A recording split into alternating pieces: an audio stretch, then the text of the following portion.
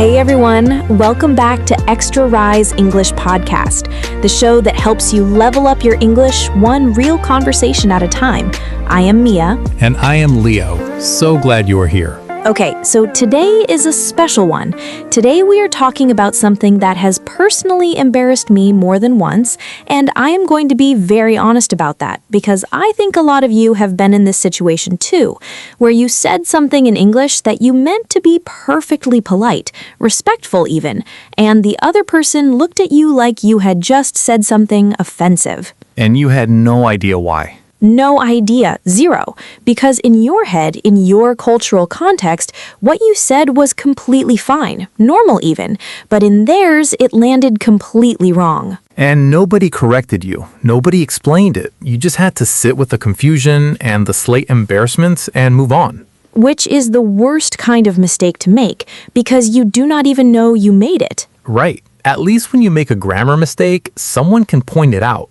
But a cultural mistake disguised as polite language, that one is invisible, until it isn't. So today, we're making it visible. We're going through 5 specific phrases and expressions that feel completely natural and polite to Asian English speakers, but that can land very differently in Western or international contexts. We're going to explain why each one is misread, what it sounds like to a native speaker, and what to say instead. 5 phrases, all of them things real people say, all of them easy to fix once you know what's happening. And honestly, this is the episode that Extra Rise was made for. We talk about the gap between understanding English and actually using it well. This episode is right at the heart of that gap, cultural translation. Which, by the way, Extra Rise, Extra Rice. We're literally built for this kind of thing. We really are. Cultural translation is our whole thing. It really is. Let's get into it. This is segment 1, Why This Happens. Leo, before we get into the specific phrases, can you explain why this happens at all? Because it's not like Asian English speakers are trying to be rude. The whole point is they're trying to be polite. Right, and that's exactly the core of the problem. Different cultures have completely different frameworks for what politeness looks like. And when you learn English, you learn the vocabulary and the grammar, but you don't always learn the cultural layer underneath it. So you end up translating your own cultural politeness directly into English words, and those words carry a different meaning in a different cultural context. It's like a direct translation problem, but instead of translating language, you're translating social behavior. Exactly. And direct translations of social behavior are just as awkward as direct translations of language. They technically make sense, but they feel wrong. Right, like if you translated a Filipino expression of care directly into English, it might come out sounding controlling or invasive to someone from a Western background, even though the intention is completely warm and generous. And this is not about one culture being right and another being wrong. It's just about understanding that the same intention can produce a very different impression depending on the words you use and the context you're in. Okay, so let's get into the 5 phrases. This is segment 2, the 5 phrases. Phrase number 1, you have gained weight. Oh, okay, starting strong. Right. So in many Asian cultures, commenting on someone's physical appearance, including their weight, is not considered rude. It's actually a sign that you've been paying attention, that you care enough about someone to notice changes in them.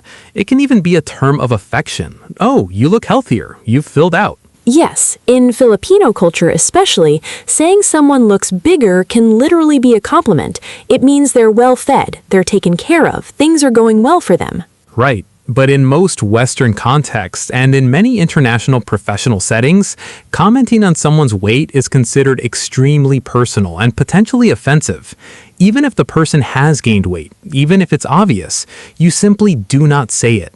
Because in that cultural context, weight is tied to very complicated feelings about body image and personal worth.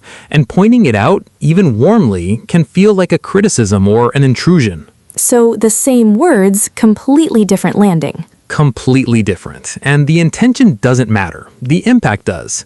So what do you say instead? If you want to express warmth that someone looks well, that they seem healthy and happy, you say something like, "You look great," or "You seem really well," or "There's something different about you. You look really good." All of those communicate warmth and positive attention without touching the weight topic. You look great. Simple, safe, works everywhere. Works everywhere. Phrase number 2. Where are you going? Okay, this one I have definitely said. In Tagalog, "Saan ka pupunta" is just a casual greeting. It's like saying hello. You're not actually expecting a detailed answer. It's just a warm acknowledgement that you see the person. Right, and in many Asian cultures, asking where someone is going or where they've been is a form of connection. It shows interest. It shows you care about what's happening in their life. But in a Western context, In a Western context, asking someone where they're going can feel like you're checking up on them, monitoring them. It can feel intrusive, especially in a professional setting. If your foreign colleague walks past you in the hallway and you say, "Where are you going?" they might think, "Why does she need to know that? Is she my supervisor?" which is such a funny misread because the person asking just means, "Hello, I see you. I'm being friendly." Right. The intention is warmth, the impact is surveillance. So what do you say instead? If you want to acknowledge someone warmly in passing, you say, "Hey, how are you?" Or "Good to see you." Or simply, "Hey," with a smile. All of those communicate the same warmth without the unintended implication. Hey, how are you? Which, by the way, in Western contexts also doesn't always require a detailed answer. It's also a greeting as much as a question. Right. "How are you" is often just a warm hello. The expected answer is, "Good, thanks, you?" Not a full emotional check-in. Which is its own cultural lesson. Okay, phrase number 3. This one is a big one. Let me know if you need anything, said while not actually expecting them to follow up. Oh, yes. This is a really interesting one. So, in a lot of Asian professional contexts, offering help is a social gesture. You say, "Let me know if you need anything," as a sign of goodwill, of openness, of warmth. But it's understood by both parties that it's a gesture. The other person isn't actually expected to take you up on it. Right. It's like saying "my house is your house" in Filipino culture. You don't actually expect the person to move in. It's an expression of warmth and generosity. Right. But in many Western professional contexts, when you say, "Let me know if you need anything," people take it literally. They'll follow up. They'll send you an email 2 days later with 3 specific things they need. And if you're not actually prepared to help, that can create a very awkward situation. So only say it if you mean it. Only say it if you mean it. And if you want to express goodwill without making an open-ended offer, try something more specific. "I'm happy to help with the research side if that would be useful." Or if you get stuck on the presentation, I've done a few of those, feel free to reach out. Specific offers are much safer than open-ended ones in international settings. Because they set clear expectations on both sides. Exactly. Phrase number 4. "You should eat more," or "Have you eaten?" Okay, this one is so deeply embedded in Asian culture that it doesn't even feel like a phrase anymore. It really does. And the intention behind it is so warm. In many Asian cultures, offering food, encouraging someone to eat, asking if they've eaten is one of the primary ways people express care and affection. "Have you eaten" is not a question about food, it's a question about whether you're okay, whether someone is taking care of you. It's an "I love you" in disguise. It's literally an "I love you" in disguise. But in a Western professional or social context, telling someone they should eat more can come across as commenting on their body, implying they look thin, or even being controlling, like you're telling them what to do with their body. Which is the opposite of the intention. The complete opposite. So in international settings, if you want to express care through food, offer it without the directive. Instead of "you should eat more," try "there's plenty of food, please help yourself." Or "I made extra, I'd love for you to take some home." The warmth is still there, the care is still there, but you're offering, not instructing. Offer, not instruct. Okay, I love that as a rule. And by the way, extra rice, that's literally what this podcast is named after. The idea that you always make a little more because you care. You always have extra for the people you love. Ha, we didn't plan that, but it fits perfectly. It really does. Extra rice, extra care. That's the whole show right there. It really is. Okay, phrase number 5, and this one is my personal favorite because it's so subtle. "Are you sure?" Wait, "are you sure" sounds rude? In certain contexts, yes. So here's the situation. In many Asian cultures, when someone declines an offer, the polite thing to do is offer again, maybe twice, maybe 3 times, because the first refusal is often understood as a polite gesture. The person is being modest, so you push a little. Are you sure? Really? Come on, just have one. It's a sign of generosity, of not giving up on them too easily. Right. If someone in my family offered me food and I said no and they just accepted it immediately, I would honestly feel a little hurt, like they did not care enough to insist. Exactly. The insistence is part of the warmth. But in Western context, when someone says no to something and you say, "Are you sure?" it can sound like you're questioning their judgment, like you don't trust their answer, like you are pushing them to reconsider something they have already decided. And that can feel disrespectful of their autonomy. So, "are you sure," which sounds like care, actually sounds like doubt to someone from a different cultural background. In certain contexts, yes. So the rule here is when someone declines something in a Western or international setting, accept the no gracefully the first time. You can leave the door open warmly without pushing. Something like, "Of course, no problem at all. Just let me know if you change your mind." That respects their answer while keeping the warmth in the exchange. Of course, no problem at all. Just let me know if you change your mind. That is such a good line. It accepts the no, it doesn't make them feel guilty, and it keeps the relationship warm. Which is the whole goal. Okay, let us do the phrases. This is the key phrases section. 3 phrases today, pulled from the cultural advice in this episode, all of them usable immediately. Leo, first one. Phrase number 1. The intention is there, the impact is different. This is not just a phrase, it's a framework for understanding cultural miscommunication. The intention is the same, the care is the same, the warmth is the same, but the impact, how it lands in a different cultural context, is completely different. And understanding this framework protects you because the next time you say something that lands wrong, instead of feeling like you did something terrible, you can recognize what happened and adjust. Right. You didn't do something wrong, you did something that translated incorrectly, and that's fixable. And you can use this phrase in conversation too. If something lands wrong and you want to explain, you could say, "I think the intention was good, but I understand that the impact was different." Or, "That came from a place of care, I can see how it might have landed differently." It's a phrase that creates understanding instead of defensiveness. Okay, pause. This phrase right here, "the intention is there, the impact is different," might be the most important thing we have said in this entire episode. And honestly, it's the kind of insight that changes how you move through the world. If that landed for you, this is what we bring you every week. Subscribe right now so you never miss a conversation like this one. Back to it. Phrase number 2. Phrase number 2. Offer, do not instruct. This came from the section on food and care phrases. When you want to show care or generosity, frame it as an offer, not a directive. "There's plenty of food, please help yourself," instead of "you should eat more." "I would be happy to help with the research," instead of "you should ask me for help." The warmth is identical, but offering respects the other person's autonomy. Instructing can feel controlling even when it comes from a place of love. And this is such a useful rule beyond food, in professional settings especially. Instead of, "You should talk to the manager about that," try, "It might be worth talking to the manager. What do you think?" You're sharing the same idea, but one sounds like advice, the other sounds like a command. Offer, do not instruct, works everywhere. Phrase number 3. Of course, no problem at all. Just let me know if you change your mind.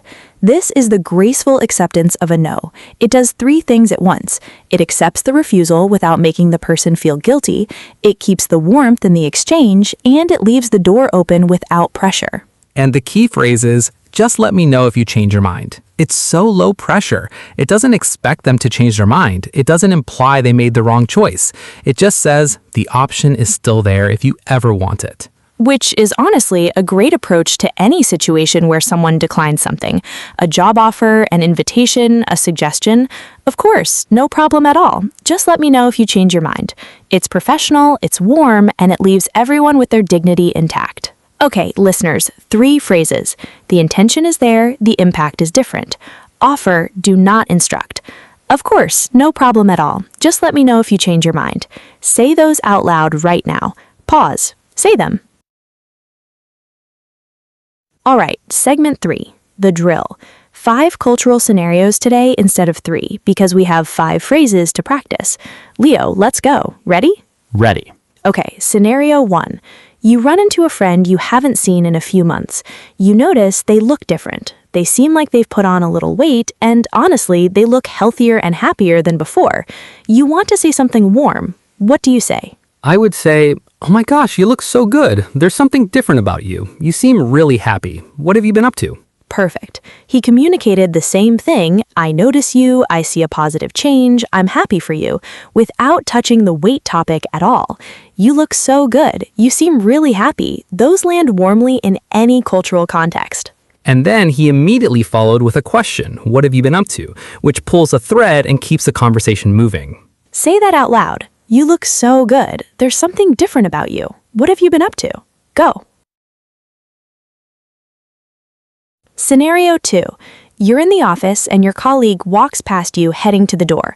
You want to greet them warmly, the way you would naturally do at home. What do you say? Instead of, "Where are you going?" I would say, "Hey, have a good one." Or just, "Hey, good to see you." Simple, warm, no information required from them. And that greeting does exactly the same social work as asking where they're going. It says, I see you, I acknowledge you, I'm friendly, but without the accidental surveillance vibe.